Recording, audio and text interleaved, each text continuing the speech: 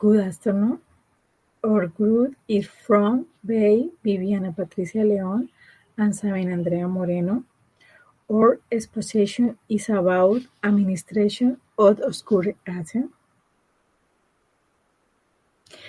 The objective of the effective management of obscure assets is to maximize the net profit from chosen assets, that is, to maximize the function. In this sense, there are two main approaches regarding the management of obscure assets: maximize net profit, minimize cost.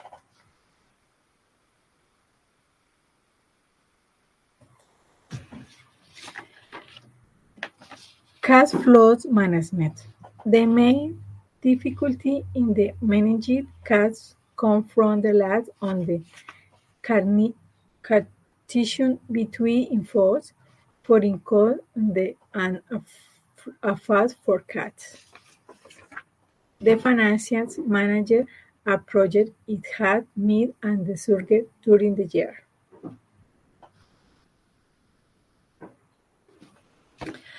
Accounting receivable administration. The administration of accounts receivable requires the application of the principle is a current asset that is neither leader nor math for the following. Is the company current free credit sale and the consented losing potential income, bad debt, further capital, high administration, and the collection spend.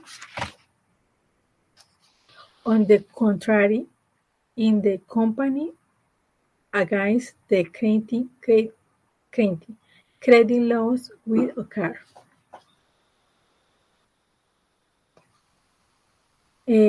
To find the optimal level on the credit side, that is the what will with the accounts receivable, the financial manager perform several steps. Evaluates the company credit granting policies in comprehensive trend, then in the consider the socioeconomic and cultural condition on the earth, in confusion with the nature in the production of service. Evaluates the financial project, seller, receiver, promise, bear, severe, mercantile. Addition of the management of current assets is tradition approved.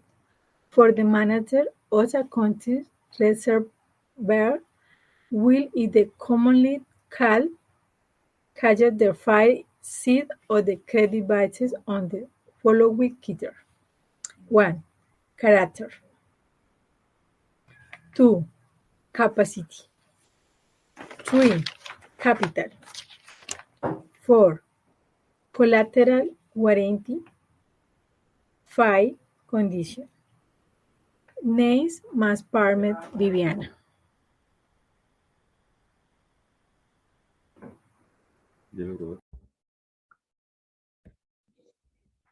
Inventory management.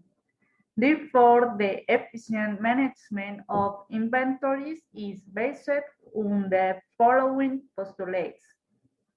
A. Maximize the net income from inventories, which means achieving the optimal level of this asset. Minimize costs, which means achieving the optimal level of inventories to minimize the costs associated with them. In the sum with the administration of inventories like cash and accounts receivable requires the application of the principle as a current asset that is neither liable nor matched for the reasons given above. Investment in assets. Individuals can make two types of investments under the assumption that the action for investing consists of allocating resources for a specific purpose. A. To acquire goods that satisfy their needs for housing, transportation, etc. To acquire financial assets that generate economic benefits in the future. Companies, for their part, also make two types of investments. A. Investments necessary to carry out its normal operation, such as the acquisitions of machinery, delivery equipment, buildings, inventories, etc. B. Investment of its temporary cash surpluses to obtain benefits during the duration of the investments, which is generally short, and once converted into cash, finance the purchase of facilities, meet the maturities of liabilities, and so on. Investment in financial assets can be made into markets, the money market at the capital market. Short-term fixed income instruments correspond to the money market, and long-term fixed income investments and equity investments correspond to the capital market. The term fixed income refers to the occasions in which the user of the loan, which can be the government or a company, contracts debt and investors become creditors of the user. In this case, the debtor is obligated to fulfill the commitments entered into with the investors regarding the payment of the amount of the debt and its returns, regardless of whether the results are negative. That is, despite the fact that during the period losses are incurred. In the case of equity instruments, the company uses shares on the investor become shareholders of the company.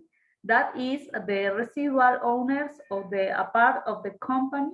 The term residual refers to the fact that in the event of a liquidation, shareholders have the right to recover all or part of their investment once the company has fulfilled its obligation to creditors. Investment parameters. When the time comes to make an investment of surplus resource, the person who wishes to make it will be faced with several options, and their choice will be determined by the parameters of the investment and their needs and preference as an investor. Performance, risk, expiration, negotiability, liquidity.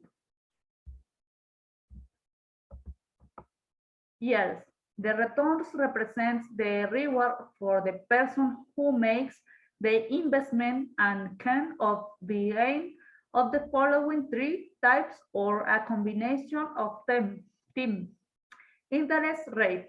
We speak of interest rate when the document explicitly establishes a rate of return, usually variable.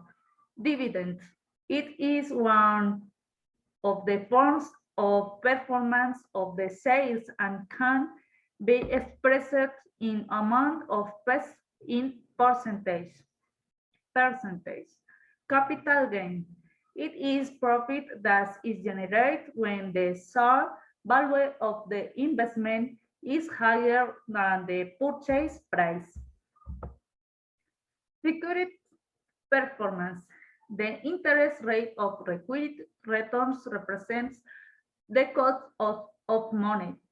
When funds is raised through the sale of an ownership interest, as in the sale of shares, the cost to the user is company referred to as the recurring return, reflecting the level of return experienced from the provider of funds. If we ignore risk factors, the cost of funds depends on the real interest rate adjusted for inflation expectations and liquidity reference, that is investors' general preference for short-term securities. In order to attract investors, a certain amount of profit must be achieved, which is called the recurrent return. When companies calculate the capital budget, it is called the minimum rate of return. Investor will only participate if the expected rate of return is higher than the required rate of returns. Thank you.